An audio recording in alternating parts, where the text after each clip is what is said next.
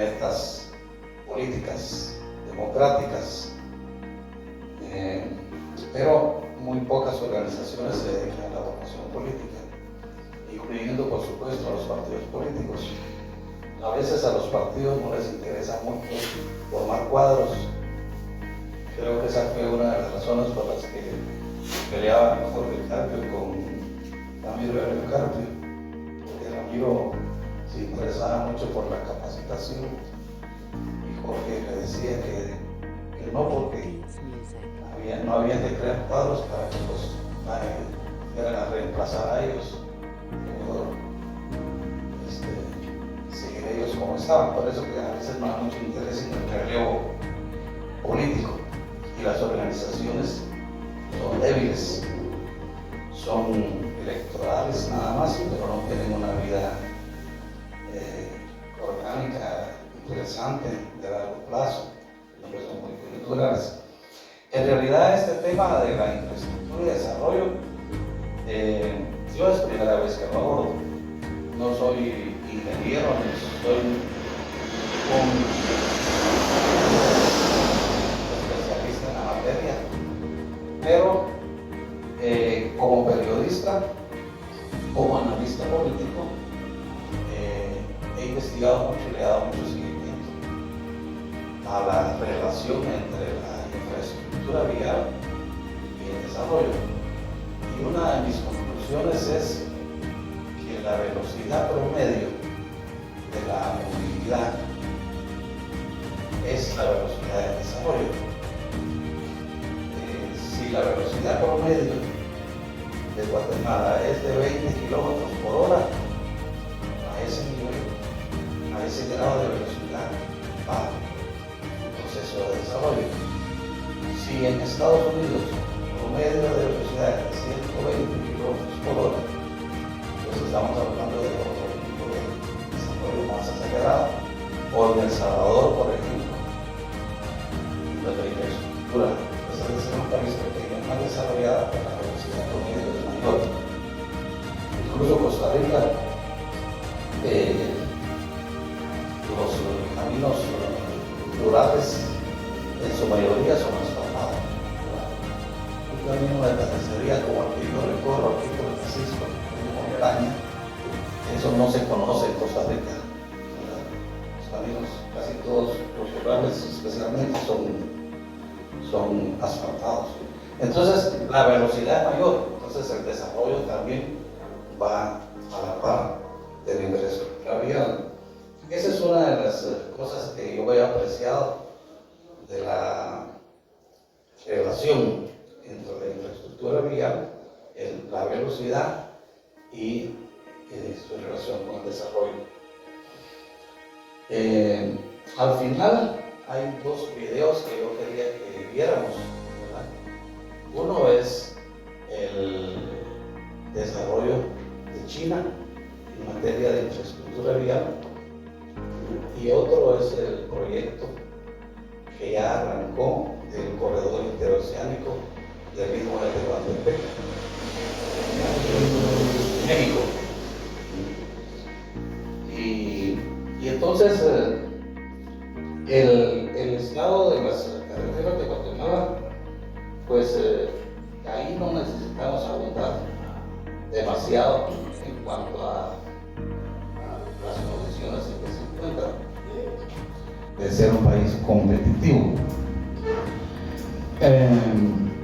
La calidad de la infraestructura vial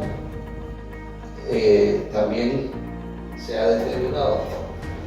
El país tiene el puesto 84 de 137 y tenemos que El Salvador, Honduras, Nicaragua y otros países tienen mejores resultados en calidad vial.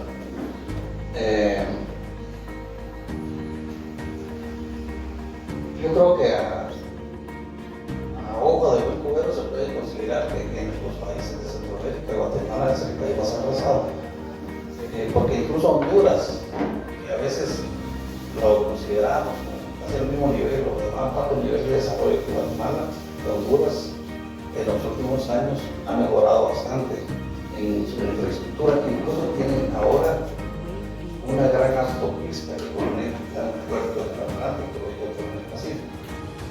A esa conexión solo les falta como unos 30 kilómetros, que me parece que ahora con Bukele se van a poder poner de acuerdo. Es un pequeño tramo para que la autopista llegue de océano a océano, de Honduras. Pacífico, Honduras, ¿dónde? Está en Puerto Cortés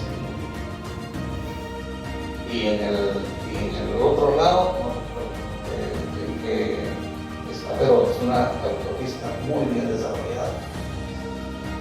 Entonces, la infraestructura vial de Guatemala es de la más avanzada en Centroamérica. Y algo, digamos, en el área rural.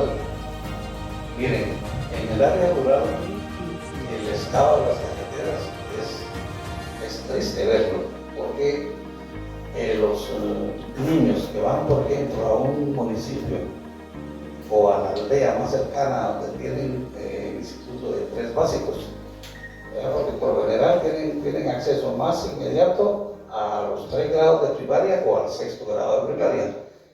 Pero los 3 básicos los tienen en el lugar urbano más cercano, que estamos hablando de unos 15 kilómetros. Esos 15 kilómetros, los niños que logran sacar el 6º grado, tienen que ir caminando desde temprano, recorrer esos 15 kilómetros para poder estudiar el primero básico, el segundo y el tercero. Y muchas veces tienen que madrugar y exponerse a peligros. Y además en el invierno, ya se imaginan ustedes esos caminos como se ponen. Y los caminos, lo que pasa es que están completamente abandonados, los caminos del área rural.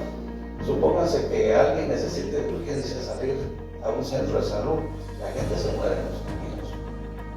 Así difícilmente logran llegar a los hospitales grandes, más accesibles de esas áreas rurales. Por ejemplo, en el área de Francisco está Escuintla y Lapa. Y la gente que está en las aldeas, base de operaciones de la Dirección General de Caminos.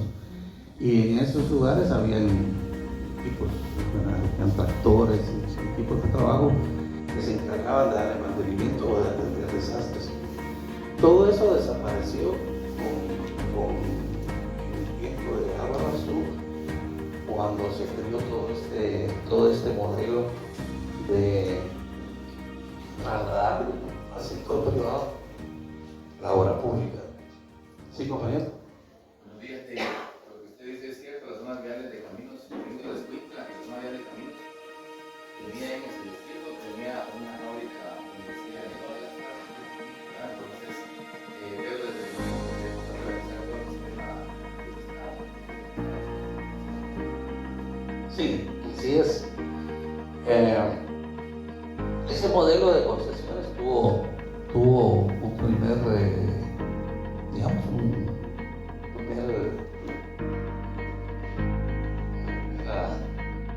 obra delante, que fue la construcción del tramo de Marín Escuintla, lo que llamamos autopista Marín Escuintla. Esa carretera, estoy hablando de esto porque es el modelo que se implementó a partir del modelo de darle la obra pública al sector privado a través de concesiones, tanto el mantenimiento como la construcción de carreteras nuevas. Esta carretera de 16 kilómetros de Escuintla se construyó con un préstamo del Banco Centroamericano de Integración Económica. El BCID otorgó un préstamo de $50 millones. Esa carretera, con ese fondo se construyó esa carretera. Inmediatamente de terminar la construcción de la carretera, se le dio la concesión de mantenimiento a San Pablo. En teoría es una empresa mexicana, pero siempre se dan algunos que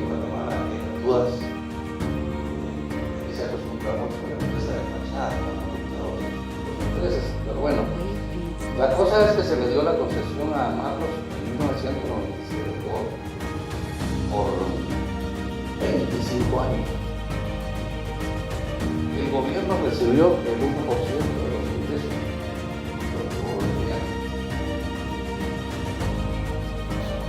Ahora parece que es el país del 1%,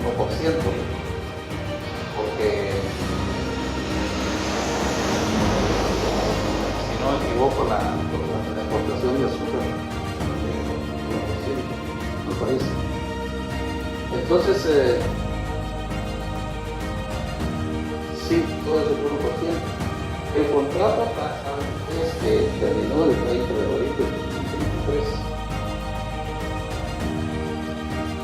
Y en ese lapso de 25 años, la empresa obtuvo más de 2.200 millones de lempiras.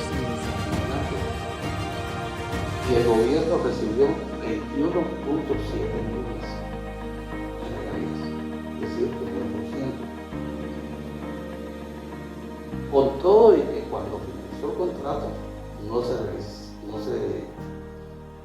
arreglaron daños estructurales de esa carretera como fue el hundimiento actual.